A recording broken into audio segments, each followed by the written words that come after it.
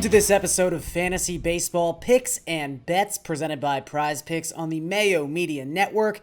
I am Garion Thorne, and we are breaking down everything you need to know for Wednesday, August 18th, and the 10-game featured slate that gets going just past 7 p.m. Eastern Time on DraftKings. We will also talk about some best bets on the DraftKings Sportsbook, but before we get to any of that, we are talking Prize Picks. If you head on over to prizepicks.com and use the promo code MMNMLB, you can have your first deposit matched up to $100. So if you have not done that yet, make sure you do that. And then, if you so choose, follow me, tail me on these two plays on Wednesday. Let's start with Ozzie Albies, who I like to go over 7.5 fantasy points in his matchup with Jesus Luzardo. Luzardo has not looked great in a Marlins uniform. Well, physically, he's looked fantastic. Statistically, he has not looked very good as a member of the Marlins. In fact, opponents have a .422 WOBA against Luzardo in his first 3 appearances in the National League. So already, you kind of feel like the Braves offense is going to have a pretty good game. Albies hitting atop of that lineup, maybe 5 plate appearances in this contest. From a volume perspective, that's a really good idea. And then you factor in how good Albies has been so far in 2021 against left-handed pitching. For the season as a whole, he's hitting .331 with a 158 WRC plus as a right-handed batter. Since the beginning of June, he's hitting .359 with a 990 OPS against left-handed pitching. So Albies should be able to do some damage on Wednesday night. I like him to go over 7.5. I also like Xander Bogaerts to go over 8 fantasy points in his matchup with the Yankees. We will talk a little bit more about this Red Sox-Yankee game in just a second, but obviously, after losing both legs of the doubleheader on Tuesday, Boston really needs this game against their historic rivals, and Xander Bogaerts should step up and help his team out.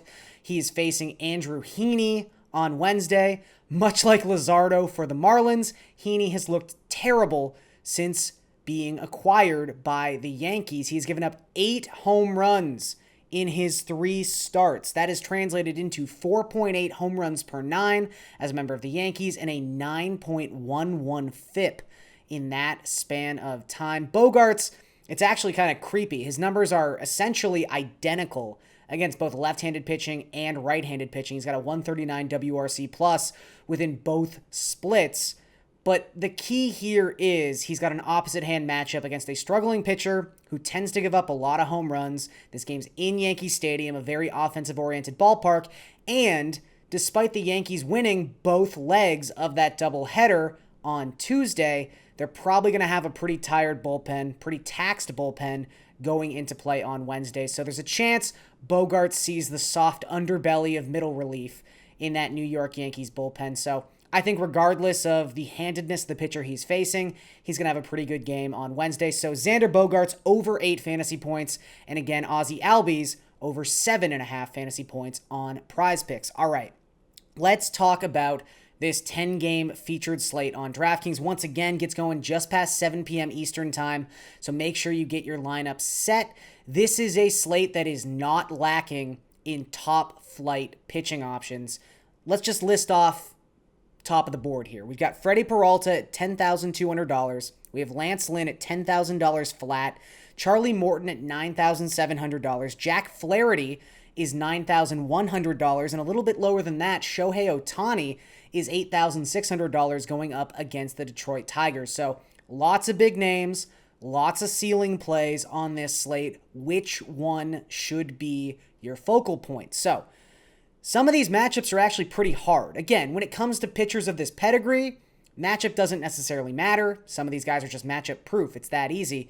Freddie Peralta, he's going to get his strikeouts regardless of who he's going up against. But at $10,200, you'd like to see a bit of an easier matchup. I mean, the Cardinals have been hitting pretty well the past 30 days coming into play on Tuesday. They had a 112 WRC plus in that 30-day span. That is the 7th best mark in all of baseball. They also haven't been striking out all that much within that span of time, although Dylan Carlson was put on the IL on Tuesday, so they are down one of their better young hitters going into play on Wednesday. Lance Lynn, another guy who was a very tough matchup going up against the Oakland Athletics. We saw what a good lineup could do to Lance Lynn the last time he took the mound against the Yankees. Now, granted, that was in a cornfield in Iowa. This will be in an actual baseball, like major league caliber baseball stadium. That'll probably help the home runs just a little bit, but Oakland, that same 30-day span coming into play on Tuesday, a 115 WRC plus. That was a top 5 mark in all of baseball. So again, not the best matchup. Jack Flaherty, who is on the other end of that game against Freddie Peralta, a really nice pitcher's duel between Milwaukee and St. Louis. Flaherty, it seems like we don't have any concerns about pitch count or anything of that nature. He threw 6 really good innings in his first start in a long time as he came off the IL late last week. However, Milwaukee, same 30-day span, the lowest strikeout rate in the National League at just 19.5%. So that caps the upside of someone like Jack Flaherty, who already wasn't posting ridiculous strikeout numbers even before going on the IL in 2021. That kind of leaves Charlie Morton, and I think he is my favorite play on this slate at $9,700. His past 7 starts, he's been immaculate.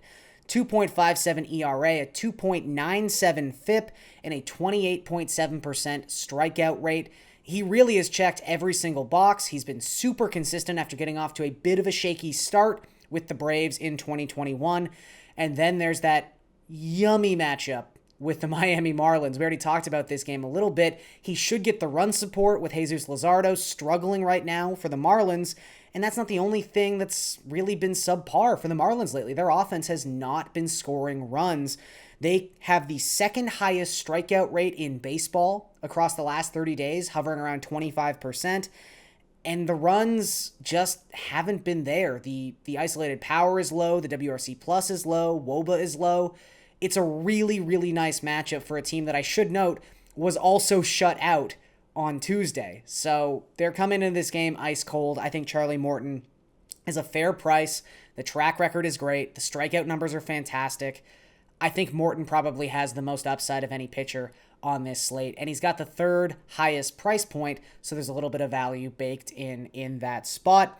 Another guy who I strongly would consider, and I think people are probably going to be pretty apt to use this guy, Marco Gonzalez. Not a name I thought I would be talking about in a positive light on consecutive weeks, but he's getting another start against Texas, and like I mentioned last week, it should probably be a pretty good spot for him to succeed. His last start against the Rangers, 9 innings, 2 hits, 1 earned run, 9 strikeouts, 41 DraftKings points. Now, this is mostly about Texas. I don't want to start painting a picture of Marco Gonzalez having a great 2021 season because it's not been a great season. It really hasn't. His expected ERA is disgusting. However, Texas, 52 WRC plus coming into play on Tuesday. That is so far below the 29th place team in the majors. They are in a category all by themselves right now when it comes to offensive ineptitude. So always be picking on Texas, especially if that pitcher is $7,600, especially if that pitcher is left-handed, as the Rangers have struggled all season long, even with their better bats still in the lineup against left-handed pitching. And also Gonzalez, look, even before that really great start against the Rangers, easily his best start of the season, his past 5 starts, 1.67 ERA across 32 and a third innings pitched. So he's been a lot better as of late, a lot more reminiscent of the guy in 2020 and 2019 than the guy we saw in the first half of the 2021 season. Also, probably pretty high win expectancy with Mike Foltynewicz on the mound for the Rangers, and that leads us into our top stack for Wednesday's slate. I think a lot of people are going to go Red Sox against Andrew Heaney. I can't blame them. I think a lot of people are going to go Mariners. They tend to be pretty affordable against Mike Foltynewicz, who just gives up home runs like it's candy on Halloween. However, I think because we are in this environment where there are so many affordable stacks and obvious stacks with some gas can pitchers that people have been picking on all season long, I'm going to go with the Dodgers. I think there's a chance the Dodgers go a little underappreciated on this slate. One, because there are those other obvious stacking opportunities, and two, because they're expensive. I'm not going to lie to you guys. They are an expensive stack, and with so many top flight pitchers on this slate, I think it's going to be hard for people to budget to get the Dodgers stack in there, but I think it's really going to be worth it if you use someone like Marco Gonzalez. So, JT Brubaker is taking the mound for the Pirates. His last 8 starts, 7.52 ERA, a 381 opponent WOBA, and 3.1 home runs per 9 to opposing batters. If you isolate the 92 left-handed hitters Brubaker has faced in that span of time, those guys have hit they've hit 2, a 671 slugging percentage, and a 426 WOBA. The Dodgers have a ton of really good left-handed bats. You've got Max Muncy at 5,700, Corey Seager at 5,000. That's a really nice price for Seager.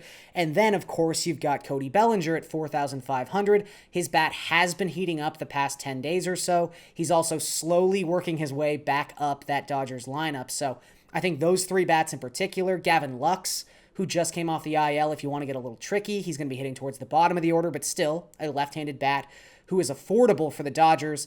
And then, you can use Justin Turner, Trey Turner, one Turner, both Turners, multiple Turners. It's your choice. You can really do whatever you want with some of the other right-handed bats, depending on how many Dodgers and which Dodgers you want to fit in there. But I think the left-handed bats in particular, that trio of Muncy, Seager, and Cody Bellinger are in a really, really nice spot against Brubaker, who has been terrible now for about 6 full weeks. Okay, before we get out of here, let's talk about some best bets on the DraftKings Sportsbook. And I already mentioned that the Red Sox are sort of at this really important place of the season. They don't want to be swept by the Yankees in this series. This is a really, really important game for them to win on Wednesday because Andrew Heaney has been struggling as much as he has. I think the Red Sox come together and win this game. It's basically a pick'em right now on the Sportsbook. Red Sox money line is -110. The pitching matchup is Heaney versus Nick Pivetta. Pavetta's looked really good in his 2 starts so far in August. One of those against Baltimore, you're kind of like, great. The other one was against Toronto. He looked really good in Toronto against the Blue Jays. He's actually held opponents to a 184 WOBA so far in the month of August, where, as I mentioned, Andrew Heaney, 8 home runs allowed in his 3 starts so far as a member of the New York Yankees. So I will side with the Red Sox coming up with a huge win when they need it the most.